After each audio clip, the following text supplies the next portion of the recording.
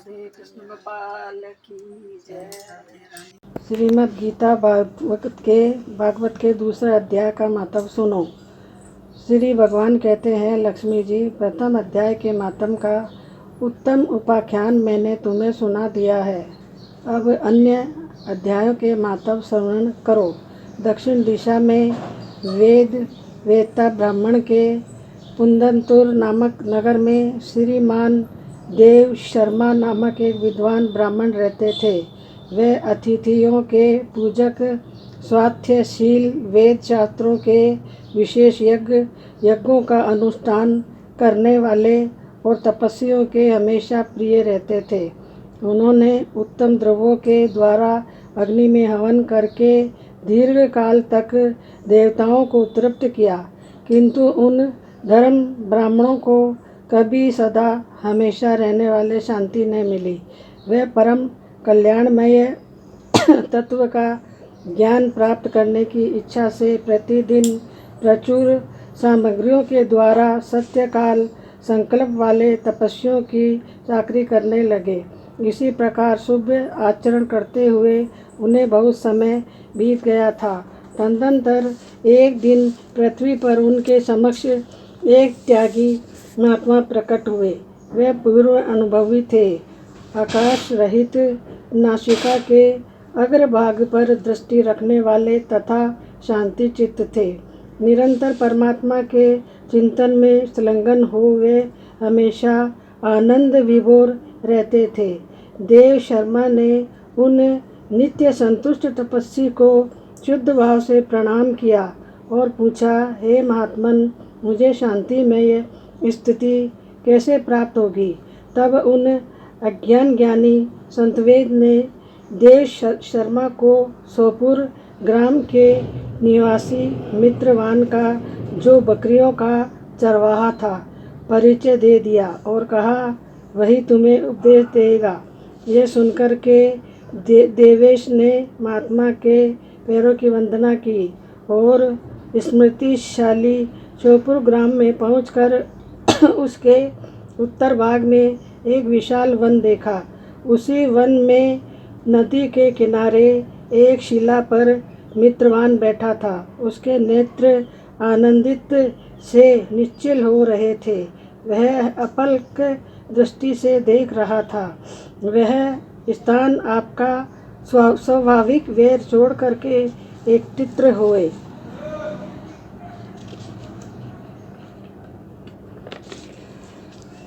परिस्थितियों विरोधी जंतुओं से घिरा हुआ था। वहाँ उद्यान में मंद मंद वायु चल रही थी। मृगों के झुंड शांति भाव से बैठे थे और उन्हें मित्रवान दयावान से भरी हुई आनंदमयी मोहराहिणी दृष्टि से पृथ्वी पर मानो अमृत छिड़क दिया हो। इसी रूप में उसे देख करके देव का मन प्रसन्न हो गया। वह उत्सुक होकर के बड़ी विनय के साथ मित्रवान के पास गए। मित्रवान ने भी अपने मस्तिष्क को किंचित निभा करके देव का सत्कार किया। तदनंतर विद्वान देव अन्य चित्त से मित्रवान के समीप गए।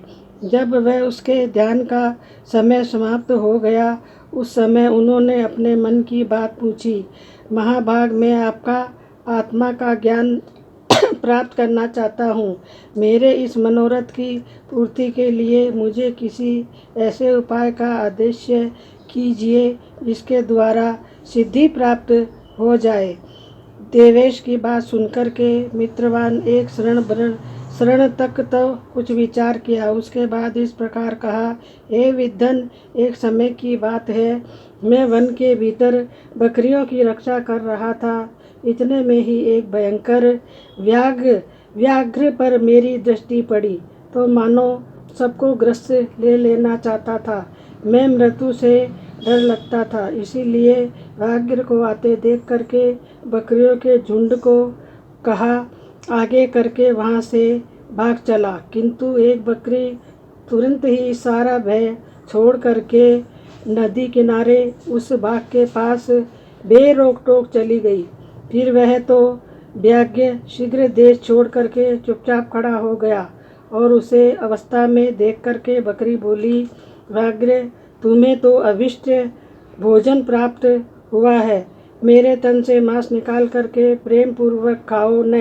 तुम इतनी देर से खड़े क्यों हो? तुम्हारे मन में मुझे खाने का विचार क्यों नहीं हो रहा?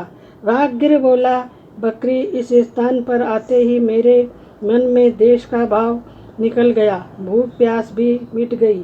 इसीलिए पास आने पर भी अब मैं तुझे नहीं कहना चाहता हूँ।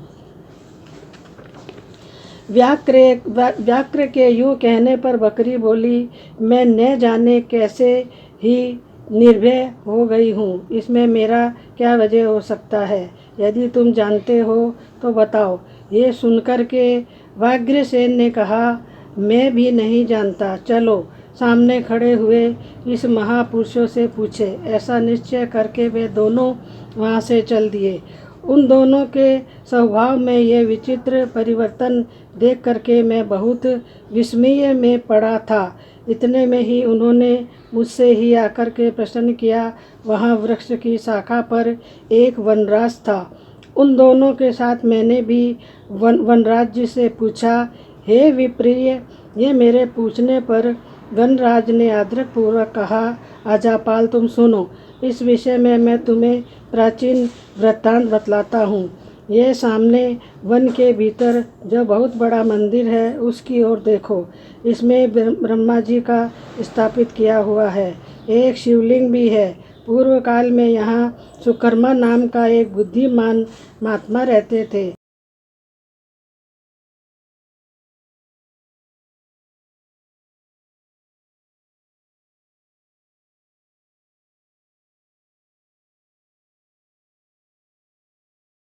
जो तपस्या में संलग्न होकर के इस मंदिर में उपवास किया करते थे। वे वन में से फूलों का संग्रह कर लाते थे और इससे जल से पूजनीय भगवान शंकर को स्नान करा करके उन्हीं से पाठ पूजा किया करते थे। इसी प्रकार आराधना का कार्य करते हुए सुकर्मा यहाँ निवास करते थे। बहुत समय के बाद उनके समीप किसी अतिथि का आवागमन हुआ है। सुकर्मा ने भी उसके लिए फल लाकर के अतिथि को अर्पण किया और कहा, हे विद्वन, मैं अकेले तत्वज्ञान की इच्छा से भगवान शंकर की आराधना करता हूँ। आज इस आराधना का फल परिपक्व होकर के मुझे मिल गया है, क्योंकि इस समय आप जैसे महापुरुष ने मुझ पर अनुग्रह किया है।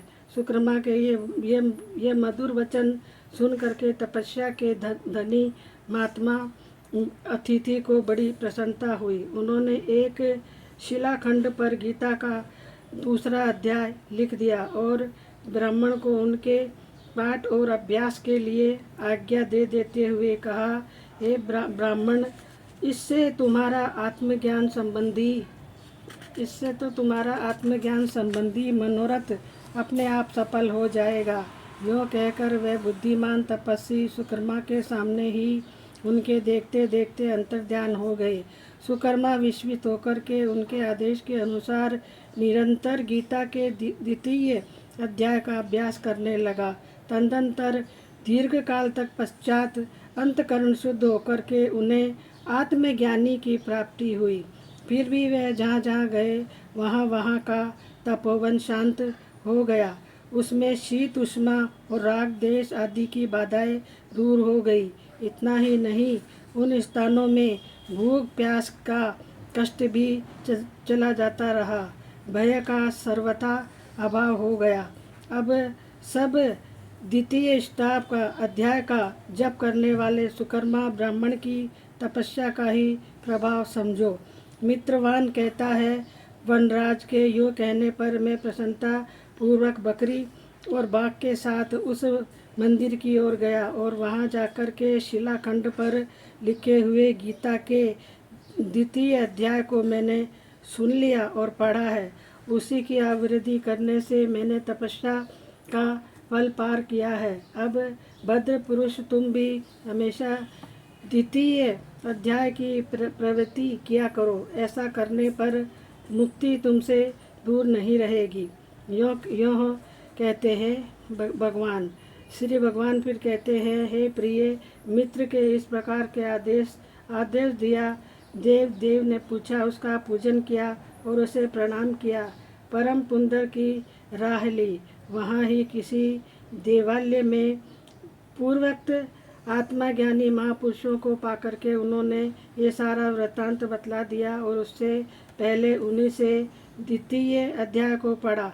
उसमें से उपदेश पाकर के सुन अंतकरण वाले सुकर्मा प्रतिदिन बड़ी ही श्रद्धा के साथ द्वितीय अध्याय का पाठ करने लगे। तब से उन्होंने अनवद्य प्रशंसा के योग्य परम पद को प्राप्त कर लिया। यही लक्ष्मी यह द्वितीय अध्याय का उपवास कहा गया।